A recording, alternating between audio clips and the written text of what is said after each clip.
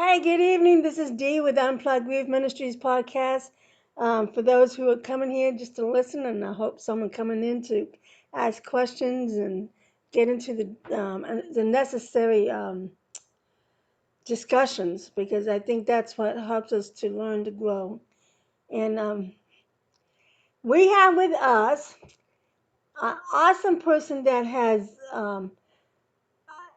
she has allowed her young heart to open up to do great things for people, because she learned even as a young musician that she has a greater purpose in life than just singing and playing an instrument.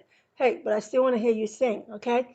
Um, so Sarah is a grief recovery specialist, and she's also a mental health advocate, and she also has is a mindset coach, which I want to do and get as well. I'm working towards that, but I'm first trying to get the mental health done first. Yeah.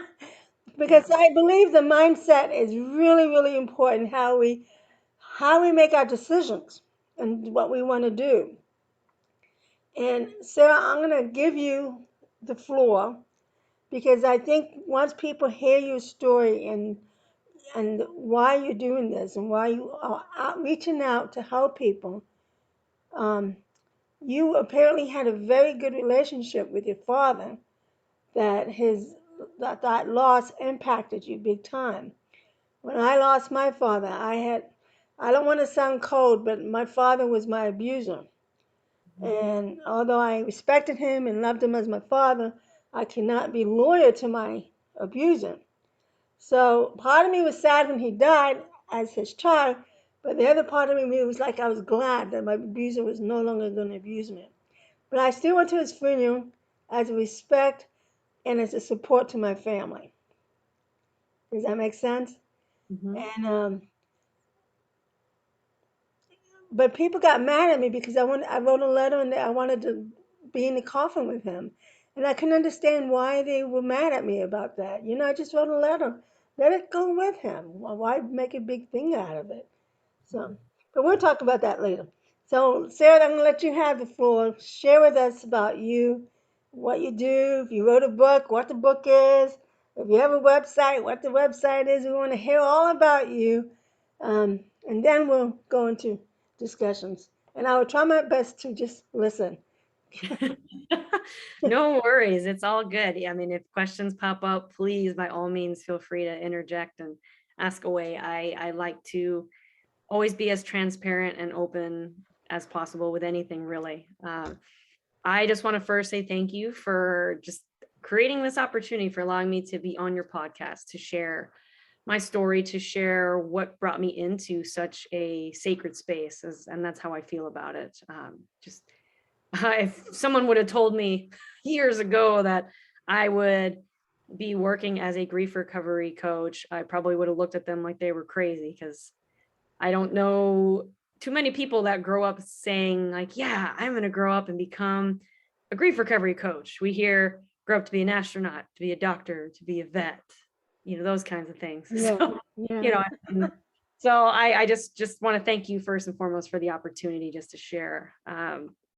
Man, so yes, you brought up my father, and really, before I even start talking about him, since yes, that was the death that really created this pivot for me in my life. I just want to first start off by saying that before even coming into this space, I had actually been working as a professional session and touring musician for the last 10 plus years. I knew that that was something that I had wanted to do as I was about to graduate high school. Music had always been within our family. My grandparents were musicians, my mother, different family members, and so I feel like music is just, it just runs in our blood. And of course, started off on piano, absolutely bored out of my mind. I was like, no, but I will say I am grateful to my mom for having me start on that instrument, just because it really allowed me to learn how to read music. But honestly, the instrument that stole my heart was guitar. Oh, And me too. so, yes, Me too. yes. So I used to play 12 string.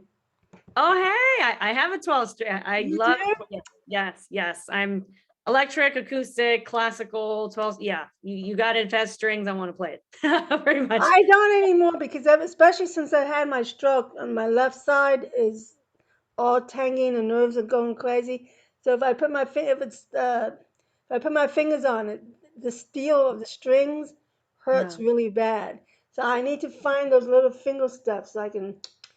But what I Ah, really wish I would have learned is classical guitar. oh, yes. There's classical guitar. It just is its own category of just beauty. Like that's something I could talk about for years and millennia. I just kind of wanted to give a little bit of background as far as like where the pivot started, what I was doing before. And so yes, I'd been working as a professional musician for the last 10 plus years, whether it was doing studio work, which meant, going into a studio, recording a song, either playing guitar parts or laying down vocals, or I had bands of my own. I write my own songs. And then honestly, the last few years before going into grief and loss recovery, I'd actually been working more as a side woman, so to speak. So I was either someone's guitarist or someone's bassist, and I would just go on tour supporting the main act in his or her band. And I was on that trajectory. I was doing my thing and life was great at that time. I was also married and everything seemed perfect. It was like I was living that perfect life, the life I'd always dreamed. And then I didn't know it then. I received news about my dad being diagnosed with cancer. And it was almost as if after receiving those news, just as cliche as it will probably sound, just the world truly felt like it had stopped turning for me in that moment, because my dad has been and always will be my hero, my pillar of support. Just there was always this connection with my father where I know that I could completely be myself and there would be no judgment and we just understood each other. And receiving the word of his diagnosis, it really felt like my world was starting to crumble and fall apart, because I just was in this constant state of the what ifs and how long, and just constantly questioning everything, and always being in a state of hypervigilance, which is not fun. And it takes a toll on your emotional health, mental health, physical health, everything.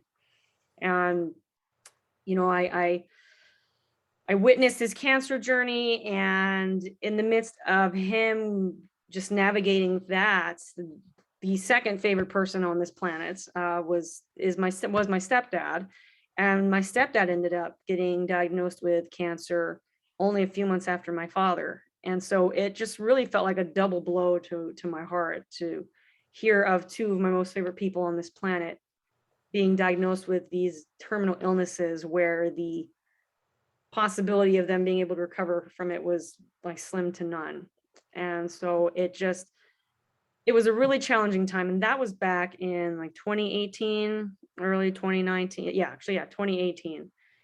And they had fought as hard as they could. I was with them through both of their cancer journeys. My dad had multiple myeloma, and then my stepfather esophageal and stomach cancer. And they were both just horrific. And they fought as hard as they could. And their bodies just couldn't take it anymore. And so in 2019, my father passed in July, and then 3 months later, my stepfather passed, and my world just got flipped upside down. It's like nothing mattered. Nothing mattered. I didn't care about music. I didn't care about my own health. I didn't care about any of the other family members. I didn't care about friends. I just stopped caring. And all I felt throughout the remaining part of that year and even into the first half of 2020 was just anger.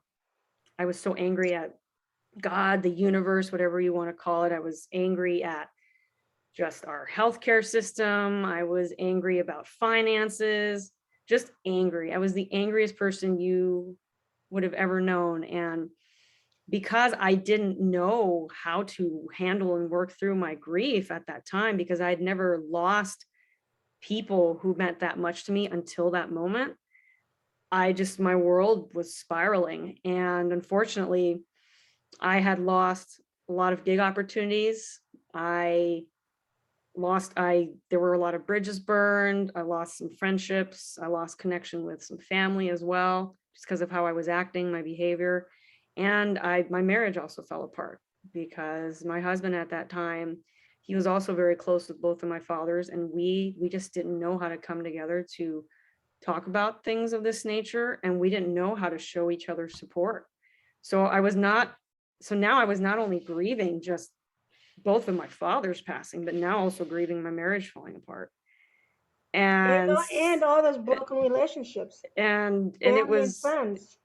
it was crazy. I think your audio cut out there for a little bit. So because I was having trouble hearing you. Okay. Oh, there we go. There you go. I can hear you now.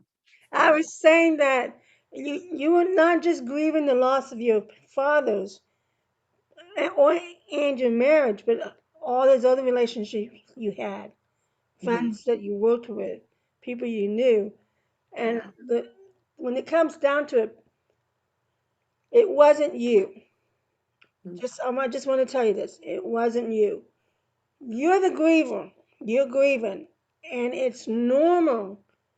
It seems like we as the grievers are the crazy ones, but we're Right. not. Mhm. What you were going through was normal as a griever, and Right. that people outside suddenly became outside of your circle, Right. did not understand your grief. So Right. in their minds, you're crazy, but they don't realize you're not. You're not crazy. You're grieving, Right. and instead of being there as a support for you, oh no, her behavior is irrational. I'm going to go away. I don't want to deal with it. Mm. Really? Are you serious? Because unless they were in your shoe, experiencing what you were experiencing, they would never understand what you were going through. So what they did was a slap in the face to you.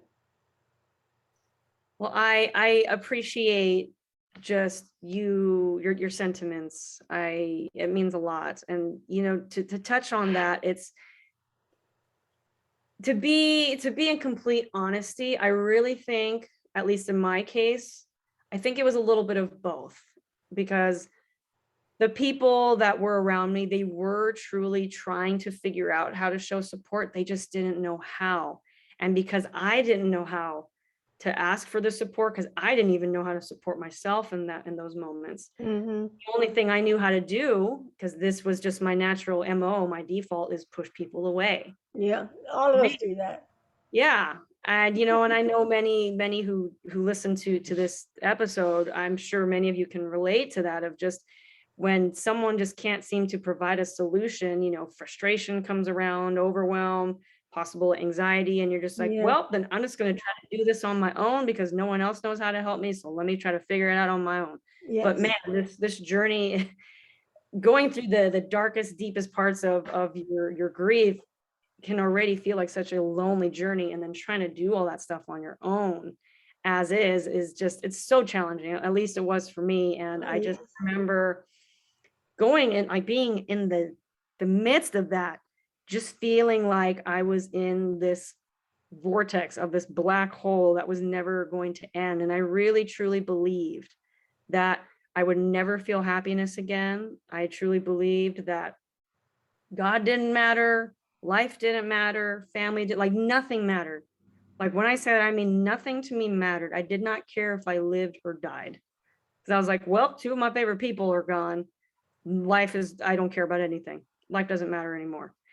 And it got to the point for myself where I was starving myself. I would end up in the hospital just because I didn't care. And it's almost like I was purposefully trying to just go. So in a way, you found a depression. I did. I Because did. depression does that. Yeah. Yeah. I did. And it was pretty scary. And it wasn't until I I don't know how to explain it. It's like I feel everyone has that rock bottom where you Yes. realize, and only you can be the one to determine that. Yes. And if you asked me now what that was for me at that time, to be 100% honest, I don't fully remember. Granted, that could probably be a coping mechanism within myself where my Yes. body is just not allowing me to remember that. But Yes. what I can say is I hit this rock bottom where I realized, okay, I need to do something, because there was still that 1% of me, even though the 99% of me said F everything, who cares? There was still that 1% of me that said, you know what? There is still hope. I don't know what that looks like. I'm not sure how to get there, but please, please, Sarah, like we got to do something. And so just going off of that very, very, very small sliver, that 1%, I had tried researching different books, different programs. I had tried different therapies. I tried spiritual therapy, counseling, group counseling, and just none of it was really doing it for me. And it wasn't until I came across the grief recovery method. And Yes. of course, my thought was, well, I've tried everything else. Why is this going to be any different?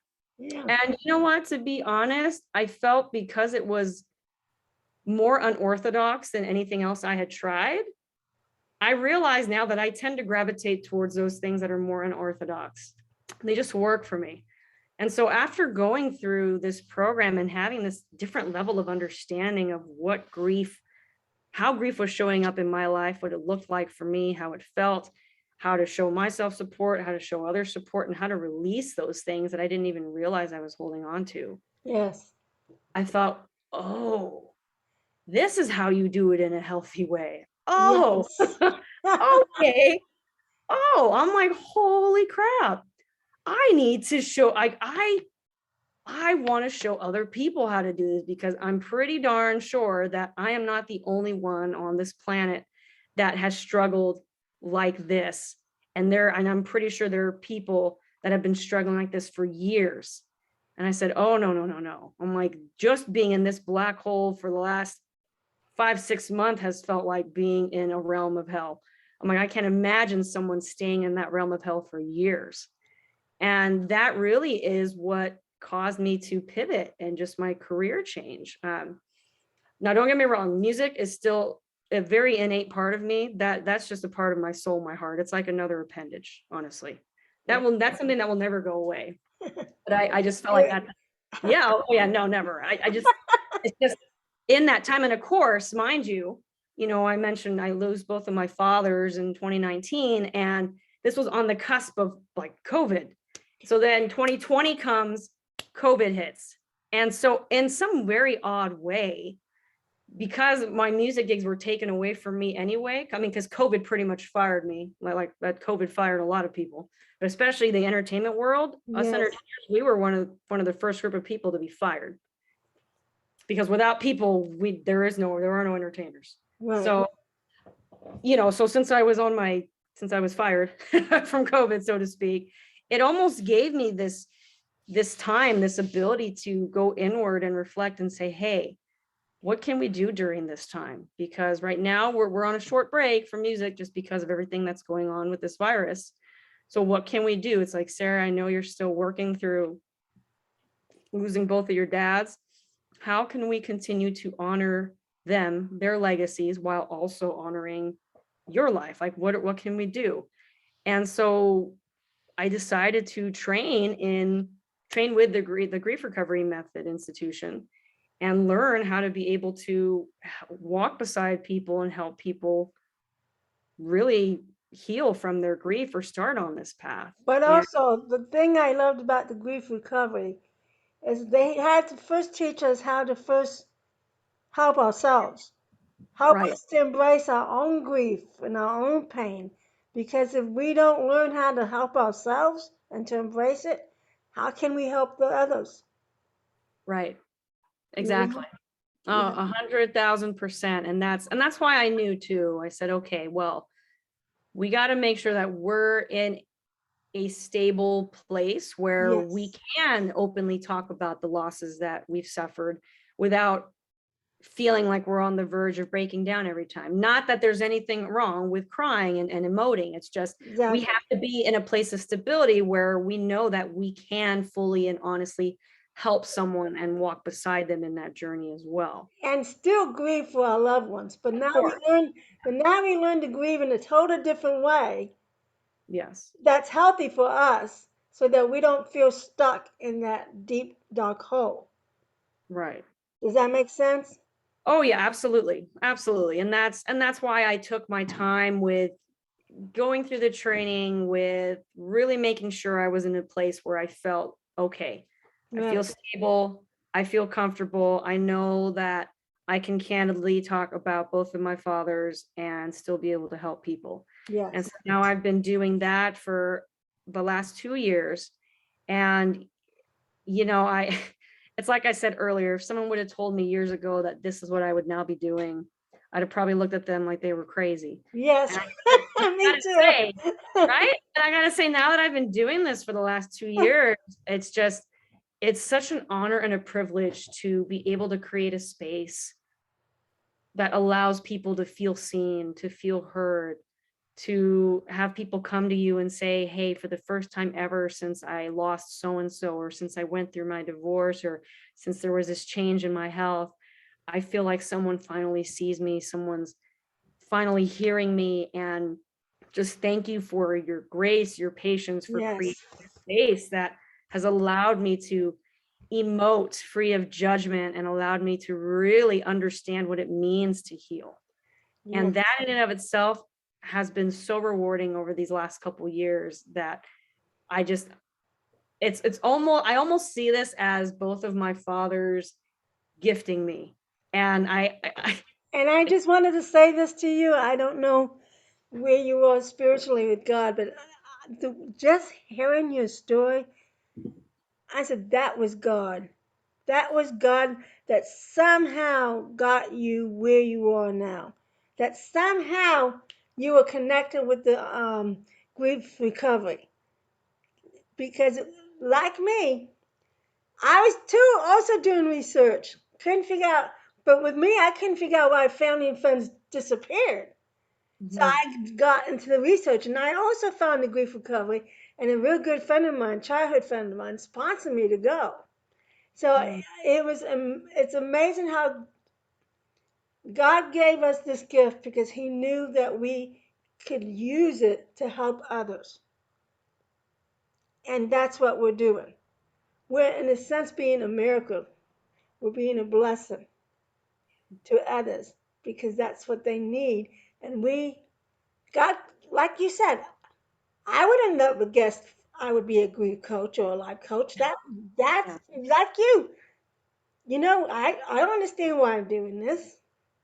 But where I am spiritually, I know God put me in this spot for a reason to help others. The spirit of healing, yeah. And you just know? thank you so much for sharing just parts of your story too, and just and what has led you into this line of work as well. It's like let's be real, it can get very heavy, and it's Yes, a delicate space and place to be in that I know for myself, especially with me also working as a mindset coach. You said something earlier, and I agree 1,000,000%.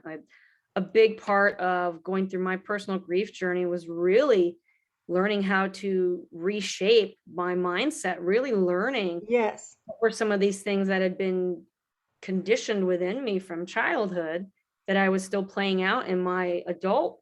yes, And honestly, a big part of it was having to focus and reshift mindset before anything could really manifest itself. And yes, that was honestly the biggest aha for me and yes. through and Me going too. through that healing process. And it Mm, continues to be.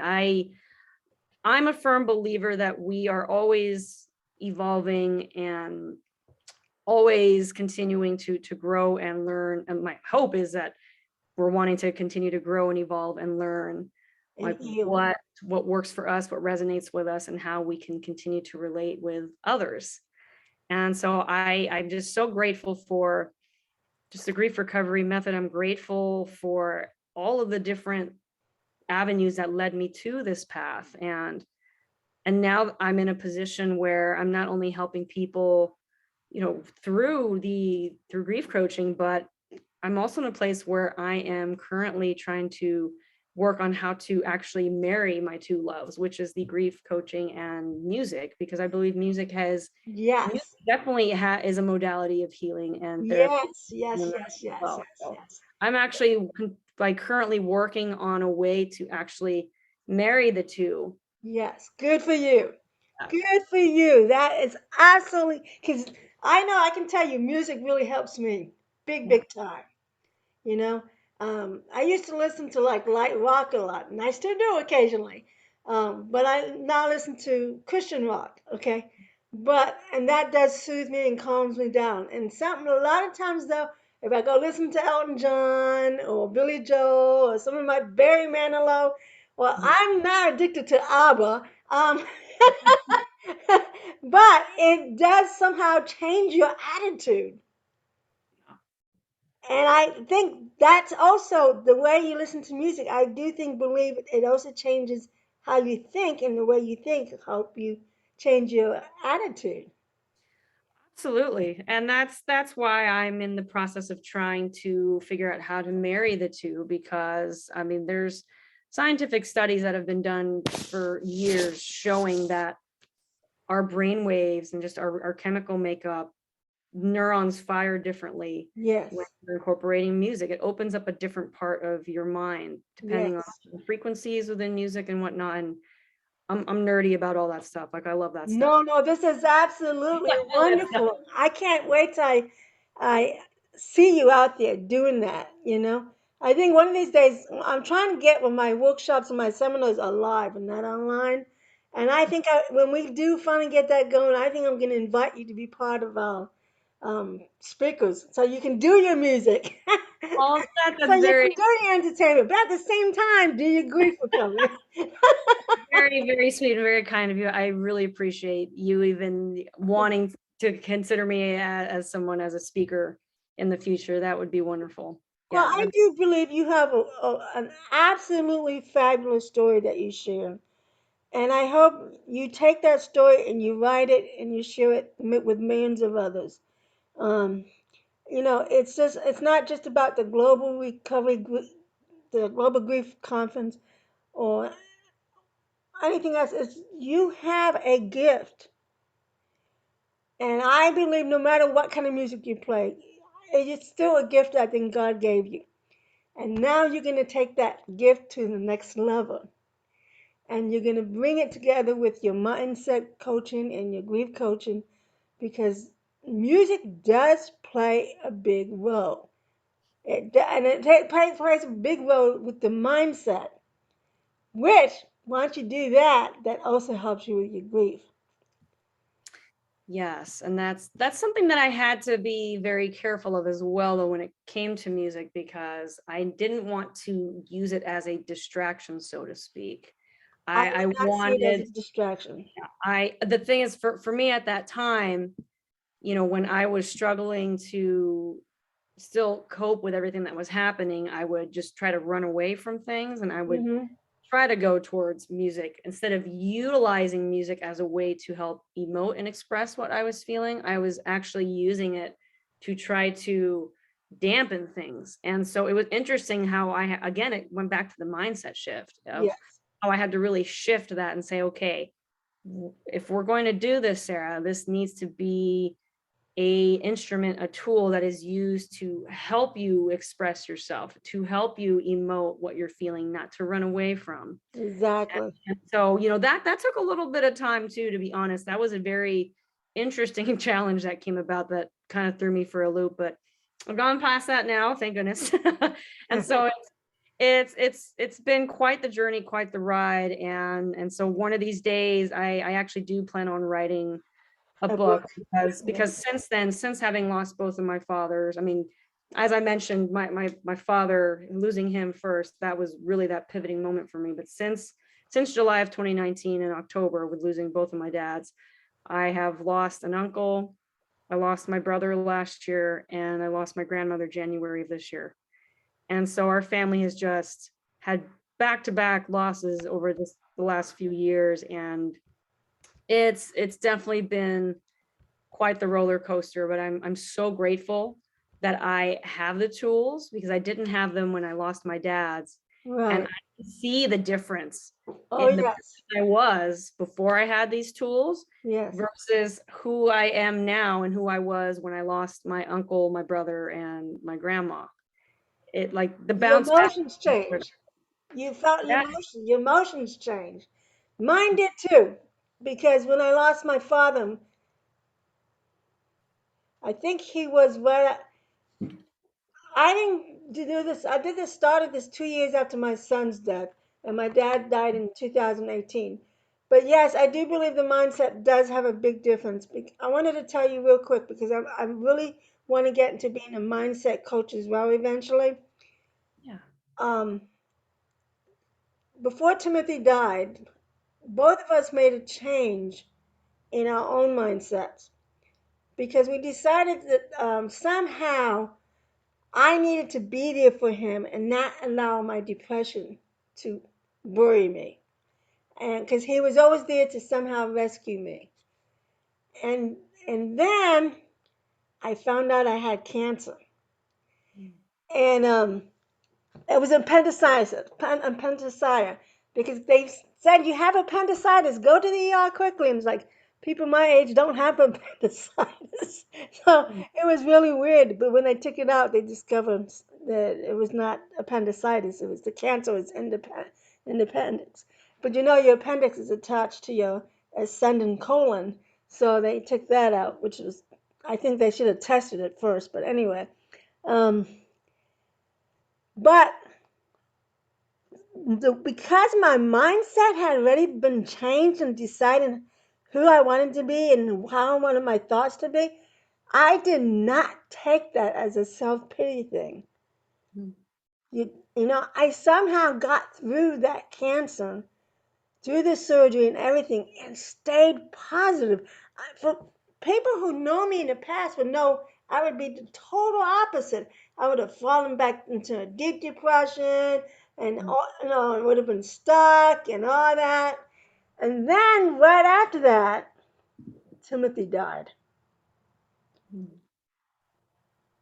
And somehow I got through all of that. I didn't. I know I cried. I was home alone that night, and I slept on his bed, and I think I cried. But through it all, somehow, by God's grace, I survived it. And then I became homeless, and all I could say was, "Okay, God, you're taking me someplace, and I don't know where, and I don't know when, but I'm gonna trust you." And and somehow He did it, and He put me in the right place at the right time. And then when I was at the grief recovery, that's how I thought about my business name because Lois said something in that training that clicked. I gotta do this. And this is the name I'm gonna name my business. And I start playing and scribbling around and stuff like that. So it was like amazing. One thing after another kept falling in place. The mindset, the way you think and how you and your attitude and how you go about it makes a world of difference. Makes a world of difference how you move forward through your grief. No matter what kind of grief you're going through, that mindset is very important. It is very important because I know a lot of people right now who are stuck in their grief because they're not willing to open their heart. They're not willing to open their mind to listen to what is the tools and the gifts that are being presented to them that we have for them because they choose to be stuck in that grief. So all you can do is just back away and let them grieve. It's their timetable. It's their timetable to grieve. But at least we planted a seed. We lit a match, gave them a little bit of light. And like I always say to people, there's always a light at the end of the tunnel. And do you know what's sitting there? That light, once you get there? Hope. All lit up, waiting for you. For that aha moment. That's when you get your aha moment. Yeah. I am so thankful for these people like you that chose to do the mindset that you know, help people through that their grief journey, because the mindset does have so much to do how we do things, how the decisions we make, and even how we can recover from our grief. I'm not saying that your grief will be 100% gone, but your thoughts and the way you grieve will be different. I still grieve for my son. Yeah. I still have moments. His birthday's coming up Sunday. So I gonna get him a little cake. I'm gonna do what I normally do for his birthday. You know, I still grieving for him, but I still celebrate him. Mhm. You know, I don't, I don't concentrate on the disease that took him. Concentrate on Timothy, who he was as a man. Does that make sense? Yeah.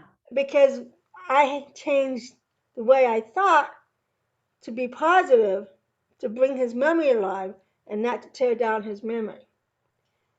Because I changed my mindset. I can tell you how I got my mindset shift, but I'm not sure you would. So a lot of people don't like the guy, but if it wasn't for him, Timothy and I would have never been able to change who we were and what we were doing and why. And I would have never been able to go back to church. So it makes a world difference in our grief. Do you have a website? I do actually. So my website is sarahthegriefcoach.com. Very simple, right to the point. There's no guessing what I do, where I'm going, what's happening. It's sarahthegriefcoach.com, and it's Sarah with an H, so Yeah. Sarah. So do you also do a lot of live seminars and workshops? I've I've actually been focusing so much more on just doing one-on-one sessions with clients that to be completely honest, I haven't had the time to really do any seminars or workshops, which is why with this global grief conference, which is why I wanted to jump on it. Yeah. And so I thought, you know what? Okay, I actually have a little bit of time. I actually want to try to do more seminars and workshops this year. So that was one of my goals for this year So to at do. the Global Grief Conference that we have coming up at the end of April, um, are you doing a workshop or a seminar? I'm doing a workshop actually. And what is your workshop called? So my workshop is learning how to release expectations Oh, while very grieving. good. Very Hmm. good. Yeah. My goal as the one of the hosts is try to attend as many of the workshops and classes as much, and that I would like to, because I do have an issue of the expectations of myself and other people, and then I need to knock it out somehow. Change my thinking and change my attitude about it. We all do. We all have some level of expectation. It really just comes down to what are you really leaning on? But that's definitely something I'll save that for the conference. Save it Now it's getting juicier. for the conference because I gotta say that is definitely one thing that continues to help me to this day. And not only when I'm grieving a loss, but really in every aspect of my life, just the Yes, concept of expectations, what yes, that actually means to each person, what it looks like for each person, and what to do with those expectations when we yes, have those. So yes. that's something that I'm definitely looking forward to speaking more in depth on my workshop date. And which day are you doing your workshop? So my workshop will be May 1st, which is a Sunday, I believe. And Yes. that's going to be, I think that's at 4 p.m. Pacific Standard Time. So that would be 7 o'clock Eastern time. Yes. Yeah. Yes. So okay. Mhm. So I have to try to remember that. And I'm gonna give you a challenge. I'm gonna challenge something on you. I like to well, I like to challenge my guests. The one Yeah. I challenge about is writing a book by June 1. And then I realized, wait a minute, June 1 is just around the corner. Maybe we should do it by August 1. Anyway, I'm gonna challenge you to somehow integrate your music on that day. Oh, I was already planning on doing something along those lines. Good, So good, good. that's part of the process. If Yeah, I'm speaking it out into the universe, it's here on this podcast. Once I'm a woman of my word, once I yeah. say I'm going to do something, I do it. And I it's may gonna. not always do it at the deadline, but it does get done. It definitely gets Is it done. gonna be one of the songs you wrote? I don't know. We'll have to see. We'll have Okay, to see. so we'll let it be a surprise. Yeah, we'll have to see. I'm gonna be meditating on it and see what feels right based on the information that I'm wanting to share. Are you still writing music? Oh yes, I am. I've actually, since COVID and with everything kind of being shut down, I've written lots of new songs, and it's been such a blessing because I was so busy writing for other people and doing other people's music that having that moment to actually come back to myself and write my own songs has just been, it's been refreshing, and it's like a breath of fresh air. So yeah, I've been writing my own music. I love it. It's a part of my soul, like I said. Have you Yeah. ever thought of trying American Idol or something like that? America got talent. You should try that. My cousin has tried for years. I don't know. I will say I did recently enter myself into a contest through NPR. For those of you who may not be familiar with NPR, that's National Public Radio. Yeah, They yeah. have this contest every year. It's actually they started this back in 2014, I want to say. They call it the Tiny Desk Contest, meaning that only artists that are unsigned and those who write original music can enter. And so, but you have to have a desk of some kind in your video. So that's the caveat where it's like, okay, you have to have some kind of a desk that's present in your audition tape. And so I was like, you know what? I've always been too scared to try this in the past. What the heck? 2022 is all about leaping into the unknown. That's my philosophy as of this year. And so I thought, let's do it. So I entered my submission, and whether it comes to fruition or not, I am just proud of myself for breaking out of that comfort zone and just trying it. Stepping out of that box. Yep, yep. Because you don't know until you try. And that's with anything. Well, I'm Yeah. so excited about this, and I'm so glad you are on tonight. You sharing your story was a blessing to me. I relate a, a, a little bit or a lot of what you were saying, especially when you after going through that grief and you suddenly was doing all that research. I did that too, and I did that because I couldn't figure out why my family and friends vanished on me, and I wanted to find out why, and I did find out why, and that's why I now teach the class how to become an effective comforter, is Mm, that so we can teach our family and friends how to properly um, be a comforter to the grievers. And one of the things I teach is the seven-letter word for encouragement is comfort. mhm. I love it. I love it. No, Isn't thank you that for good? sharing. So Yeah, thank you for sharing. when you're comforting someone, you're also encouraging them, Yeah, I agree. lifting I them. I agree. Well, I just also wanted to share real quickly, if that's all right, that for those who are listening in and whatnot, and if anyone does find that they just want some extra support, I do have a private Facebook grief loss support group Oh, good. that people are welcome to join, and it's called the Healing Journey Home. And so that's the name of my business. That's going to be the eventual name of my book as well.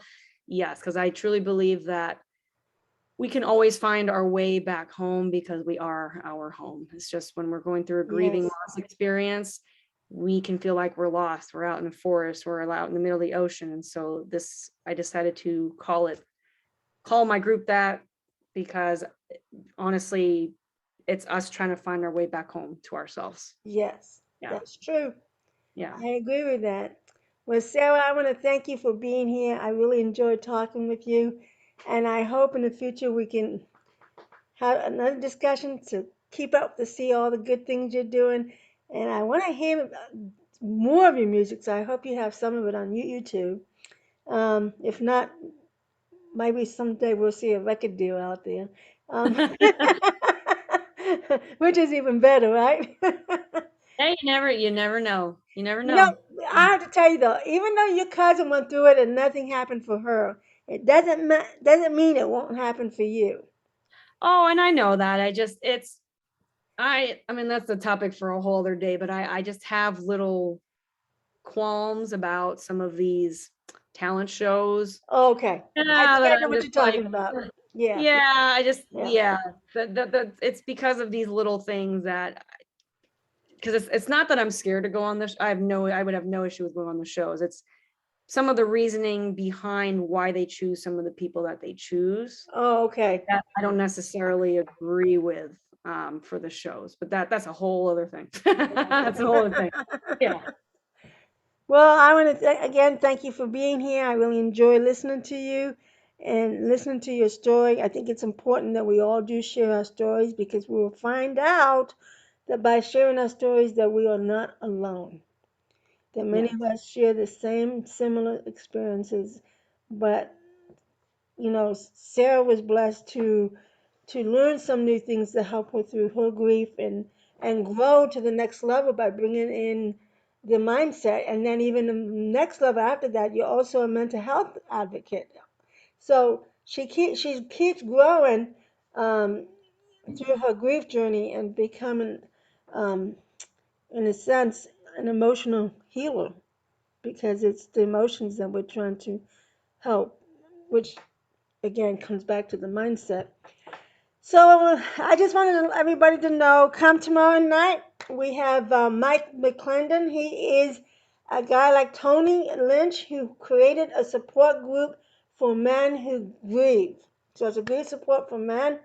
A lot of times when there's a lot of grief going on, men are often left behind, like Mhm. children are, because everybody seems to focus on the mother or the wife for some reason. But and a lot of times men don't want to share their grief or don't know how to share their grief. So that's why they keep stuffing it in until one day they blow up and then you find out the truth that all this time he was hiding something when he shouldn't have. And then on Thursday we have Marty McNabb. She's gonna show how grief and art works together, just like grief and music. So grief and art, and I look forward to that, and I hope you all enjoy it. Have a wonderful evening, and Sarah, we'll see you again soon. That sounds great. Thank you again for this opportunity. I really appreciate it. Uh, I really am so happy you were here, and I'm gonna have you back again. Oh, well, thank Maybe you. next time you'll have something to teach us. Teach us something. Yeah, I'd love to share even more insight next time around, for Yeah. sure. Well, at least now we have your story. We now Yes. know your reasoning why you are and do what you do and how important it is for you. Now we would like to hear. Well, we're gonna have it at the conference too, but now we can hear a little bit more about how you share, and why and what you share, so that we too can grow it through our grief journeys. Yes, So absolutely. have a wonderful evening. Thank you. You as well. Thank you so much for being here. Yeah, thank you. I appreciate it. Take All care. right. Good night, everybody. See you Good tomorrow night, night. hopefully. Bye bye. Oh, I should say, and this is Unplug Grief Ministries, and we hope that you will come by. If you would like to know about more of the Global Grief Conference, you can go to my website at www.unpluggedgrief.org, and there's a whole page on the Global Grief Conference. So, thank you for being here. Bye bye.